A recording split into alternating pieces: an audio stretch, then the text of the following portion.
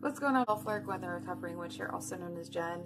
Welcome back to my channel and welcome to this video. By the time that this is being posted, we will be closing out the month of July. I'm recording the last day, July 31st. And this video needed to be done. One, I felt that it was very important. And two, it's for my recovery warriors or even somebody who is new to sobriety, or if you don't know if sobriety is for you. So before I get into the serious business, again, like I said, I'm Gwen the Recovering Witch.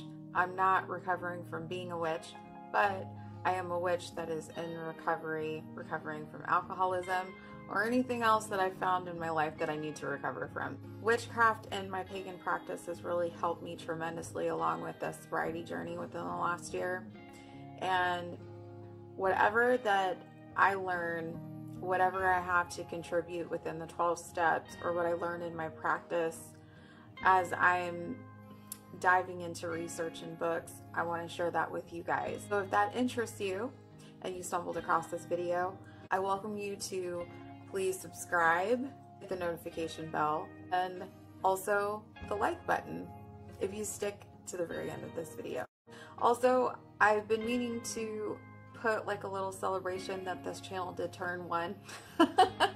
So that's really exciting that I've been doing this for a year now. So happy birthday to us. So again, newcomer, if this interests you, again, I welcome you to the channel. So this video isn't really a retelling from like the one that I did last year. This is really more so a video in reflection of last year from when I posted my first video as far as telling my story when I celebrated 3 years in recovery. This is really more so a reflection of from that time on to now. And when I told my story the very first time in the rooms in my home group, there was a room full of people, and when I was done, there was a gentleman that came up to me, and he said that he resonated with a lot that I had to say. He found a lot of similarities, and for me to remember the next time that I tell my story will change. And that stuck with me for some time. So when I was trying to sit down and do this video, because I've been trying to do it for the last several days, it's been kind of hard. I thought about that statement, and what he said was absolutely true. The longer that I stay active in my recovery, there are so many things that have changed into my life that will come in, and not to say for the better, for the worse, but me learning something new about myself, and my story will change. I couldn't help but think about how everyone else, with what we've been dealing with this last year, how everyone else's stories that are actively members of a 12-step program of some sort, how your stories might have changed too. In the sober community, a large number of people relapsed. When we look at it, for us, we thrive when we have a commonality, when we are together. When we don't have meeting rooms that we can attend regularly in person, we do seem to thrive a little bit better when we are in the community, where we do build friendships or relationships, or however you want to identify it, where we have that human connection, interaction, feeling the energy. For us being in isolation, our lives are very different from one another. Some of us do have families, some of us don't. We are single. A lot of our personal and private lives were affected. It was hard. There were many deaths. People were sick. I've seen job loss. I've seen and heard about violence. I've seen division. We've all seen the division. And it couldn't help but just want to make you just want to be somewhat isolated, I guess. Or in my personal opinion, I felt like I was becoming a little bit more isolated. Saving grace is that I had a couple tools in my tool belt that, even though there were a couple things that I could do or try or maneuver, be willing to do, I was trying to ensure that I did stay sober, and these videos did help. And I'm hoping along the way that with these videos, whoever's watching, that they've helped you somehow. That being said, as far as so many people that were relapsing, I wanted to get some sort of like number framework, and this is actually not a full number. But I did find an article online that was from the New York Times, and it talked about a recent study of 165 centers by the National Association of Addiction and Treatment Providers, a nonprofit organization that presented hundreds of centers, found that 43% had to reduce patient capacity, nearly a third saw a decrease in patient retention, and 10% had to shut down because of the pandemic. The majority of the closures have been in the Northeast, according to the association, because of the outbreak's early concentration in New York. This is just one fraction of part of the US, and this doesn't even talk about the rest of the globe. Hey, recovery warriors, this is for you. And for anyone who relapsed during this time, don't beat yourself up and don't be too hard. I do believe there are many of us that were in agreement that that are in the rooms or in recovery. It was very hard for everyone, and this video is dedicated to you and for you to keep trying if you still want to, and again, to just remind you, don't beat yourself up. So some of you know that, and I had mentioned in prior videos, that my husband and I, we were taking care of our niece, who then was 15, and then in the process she turned 16 while she was here. We took on the responsibility and volunteered to take care of her, and we celebrated birthdays, we celebrated holidays, we went through milestones together, and we really became involved in each other's lives and activities. Again, it was just to be very supportive in her life, and she was being very supportive in ours and what we did. So we found some footing and a routine for us, my husband and I, not being parents before. So this past year really did move very fast. So exactly a year later, she decided to move back home. And her reason being was because she missed her brothers, and that my husband and I, we both very much understood. It had nothing to do with us and what our parenting skills were, and she probably wouldn't tell us anyway if she did. But again, it was very hard on us, and you can still see that I'm a little affected by that. I'm not posting this video for pity, but I do want to show you guys the face of what recovery looks like. And I have cried in videos before, and I'm not afraid to do it again. We just miss her. And it was a pleasure getting to see this young lady thrive while she was here. And there is still this fear between myself and my husband, even though we may not talk about it on a daily basis. But the fear is that with her, as much growth as she's been through, would she go back to square one? Had a viewer, a subscriber, reach out, and after watching step 5, the comment was kind of around the lines of feeling the anger and resentment still. I did want to bring this up because, as you can see, I'm still processing through some emotions. And the big book, or the Alcoholics Anonymous book, talks about that resentments are our number one offender. And if we do hold on to our resentments, we may drink, and that would be very detrimental to our recovery. I would be lying to you if I told you I don't have any resentments. I sure do. I don't have any resentments on my niece, and that would be very displaced. I do have resentments, and what I have to ask myself is, will I let my resentments control me? Will I let them? No. I can't afford to. I have to remember I have to look at the person who is fueling the resentment, if it is involving a person. And there had been times this past year where it would help me to get by and remember that this person that I am resentful at is a sick person too. I may not know everything that goes on in their life or what they have been through, and that is probably what may have caused them to be the person that they are today. My responsibility, and it is not my job to fix it.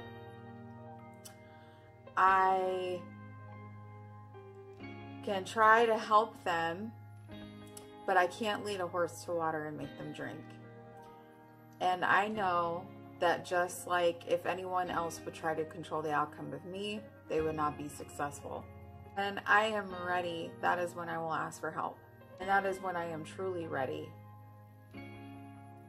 And I know that I will put in the work necessary to ensure that I will be successful.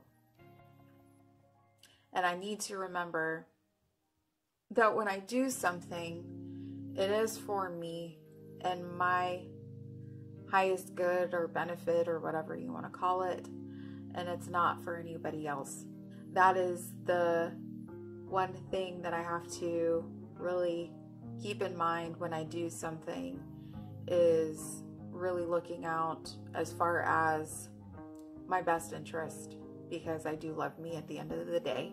It's not to sound condescending or being egoic or anything, but I am no good or of use to anyone else if I don't take care or look after myself first. There may be people we have on our resentments list or have had them for some time, and we may not know how to forgive them, and that is okay. I have been holding on to resentment for a particular person for the last 9 years. And I've made amends and even offered help to this person. And I've learned that I don't have to place myself in the wills of this particular person if I don't have to. Which sometimes you will hear in the rooms. Most often, why boundaries are so important. And boundaries are so essential in any interaction that we have with anyone that we encounter, that they are in our lives, whether they are family, in-laws, blood related or not. I also have to keep reminding myself that when I have this person in mind who is causing this big resentment, are they really worth drinking over? And sometimes spite can carry you a bit. If you feel like you may drink over what someone has done or is causing the certain emotion that may cause you to, ask yourself, is it really worth it? What can I do to ensure I just don't have to drink today? And maybe if you were lucky, the resentment, if you sleep on it or forget about it, or I mean, you won't forget about it, but if you know what I'm trying to say, if you just sleep on it, quote unquote, you may not feel as angry as you did the day after. With all this being said and what I shared with you, you may ask yourself, well, Gwen, Jen, did you feel like drinking in any of this or anything that happened to you?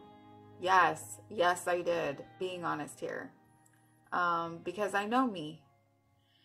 I felt all the emotions in the last month, and between the anger, sadness, depression, resentment, self-pity, I really wanted to drink.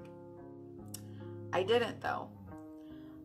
The waves of the emotions just come the way that they did for me, and that's what made me want to crave the drink, is how it starts. I had to put my emotions into perspective and ask why I wanted to, and would it change anything besides what I was feeling. The 12 steps, the program that I have been in the last 4 years, it really puts my emotions into perspective, and and seeing where I start and I begin, and where my alcoholism or any other addiction is. The program helps with processing these emotions, and just like alcoholism or any addiction, I had to tell my mind and convince myself I am not cured from this. I'm also not cured from anger, jealousy, resentment, sadness, depression, resentment, or anything else really.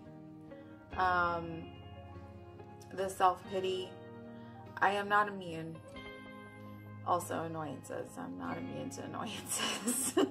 I have to remember that I am human, and I guess I am here to also remind you that you're human too, and we are allowed to have those feelings. When we are human, we have emotions. But I know, and what I have learned is, what I am responsible for is how I react to the situation despite those emotions or feelings that stir up in me. What I can't do is continue to stay in that state and do nothing. So what I mean by nothing is staying in my own mind and my own thoughts, not speaking out, or trying to numb out the feeling like I used to.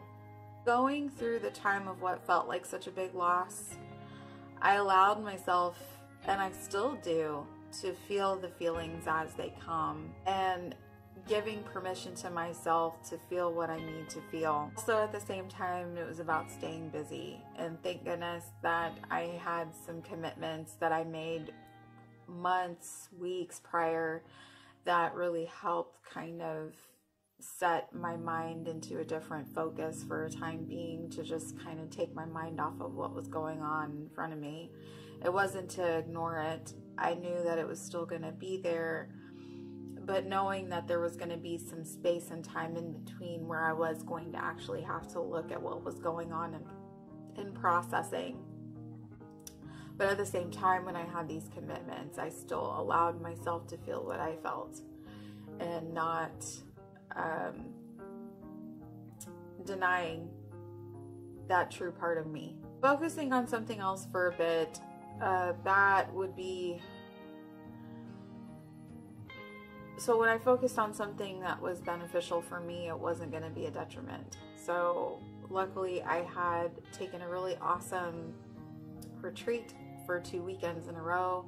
It was Stephanie Woodfield retreat, where I got to build a little closer relationship with Morgan. And then we had Letha. I signed up for a online market and pop-up event that was actually like real time, and got a little human interaction and working on my pieces. And then I had my trip to California, which was amazing. And I knew I was going to be doing some healing for myself there. Spending time at the altar with Morgan, and making sure, like I said, those commitments that I made prior were very, very much appreciated for me, I believe. And I think that's what me working toward, as far as working on my relationship and spirituality, my witchcraft practice, and working on several projects, that's what really kept me sober this year in the last couple months of when things really happened. Also reached out to my sponsor. I still have my sponsor. And I also had my friends that I reached out to, that they knew what was going on every step of the way, when sometimes the phone seems like it's the heaviest thing to do. I sometimes didn't feel like talking at days, which is fine. And sometimes all you just need to do is just send a text message. Being honest about where I was with my sponsor and friends or other family about what was going on, that really did help. They were holding space for me and what was going on, and as long as somebody knew, even though they were not fellow members of a recovering program, as long as I was acknowledged and being heard, it felt much better. Even though we weren't able to do human interactions to feel that connection in person, I still had the lifeline, and I still say that is the best lifeline and advice that I was given when I first entered the rooms, and using that. Still had our online meetings, even though we can make it in person, and some days I didn't feel like making a meeting. Definitely there are some days where I don't feel like it right now, and I know that's going to change. And again, we still have the computer. If I don't want to leave the comfort of my own home, there are still meetings online. The main point was, even though I couldn't get a hug from someone, I was still heard and I was understood. Being immersed in my practice is what really helped. I really do believe it helped me tremendously with my healing. I am going back currently to learning, or I guess relearning who I am. And honestly, it doesn't even really feel like I'm going back to learning who I am. It's more so about learning about who this new person is in front of me. After everything that's changed so much. I know that I'm not the same person as I was a year ago. Nobody is. And that is okay. That is growth. We don't stay the same. I might seem a little more off-putting, and even different hair. Mind you, I'm just trying something else right now. She'll come back though. The gray hair will come back. Me being off-putting, it's not to be offensive to anyone. I'm just relearning myself as I go along. I have to be patient with myself as I'm relearning myself, and that's why I bring up codependency, because someone else came in that really needed my help, my husband's help, and they became the priority, and that's not her fault. What I am relearning now is that I had to put myself as the priority again, and that is how I am relearning about me. Relearning boundaries again, and knowing when I am spreading myself too thin on certain things. The tools I learned in the rooms, I believe, is what gave my husband and I the experience and the opportunity to take care of this little one. I know this seems like a very far-fetched idea for some, but it may not apply to you now with whatever you are going through. Maybe with what is learned in all of this, regardless whatever the situation is, it may be helpful to some of you or someone in the future. My experience or your experience. I am no good to anyone if I pick up a drink again. This channel would not give me a purpose. This channel has meaning, and I would not be learning at all about me or putting my works out to anyone or anything that I produce out to anybody if I was out again. And the same I want you to keep in mind goes for you too, about how valuable you are. You may not feel like that right now if you're struggling or having a hard time, but I want you to keep remembering that you do have a purpose, and what you contribute is very much needed. So with all that being said, I'm still grateful for the highs and the lows in my life. If this has helped you in some way, it really makes me truly happy. I don't like feeling uncomfortable with feelings, which is why I drink in the first place. My ego does not like to feel pain. Ego and fear go both hand in hand. If I allow and I give myself permission to acknowledge the feelings and the fear, I just need to give it some time, and I know it will pass. Things will continuously come, and the things that do come, they will seem to knock the wind right out of us.